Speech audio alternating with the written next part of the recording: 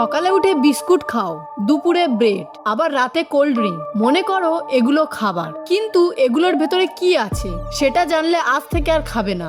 Oreo biscuit, প্যাকেটে লেখা cream, cream না, কারণ ক্রিম মানে দুধ থাকতে হবে। ওরিওতে দুধ নেই, আছে চিনি, ভেজিটেবল অয়েল আর টাইটানিয়াম ডাইঅক্সাইড।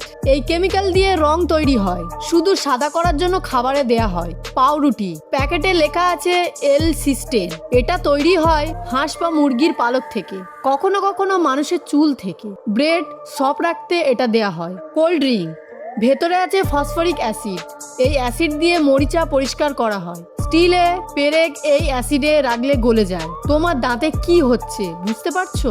বিস্কুট, টিফিনের সাথী, ভেতরে TBHQ, এটা একটা প্রিজারভেটিভ, বিস্কুট নষ্ট হতে দেয় না, কিন্তু অ্যানিম্যাল স্টাডি বলছে এটা ইমিউন সিস্টেম দুর্বল করে, ক্যান্সারের রিস্ক বাড়ায়। কোম্পানিরা জানে, FDA জানে, তুমি জানো না, কারণ প্যাকেটে ছোট অক্ষরে লেখা, কেউ পড়ে না, কিন্তু আমি পড়ি। তোমাকে বলি সাবস্ক্রাইব করো, বেল চাপো, একটাও মিস করো না।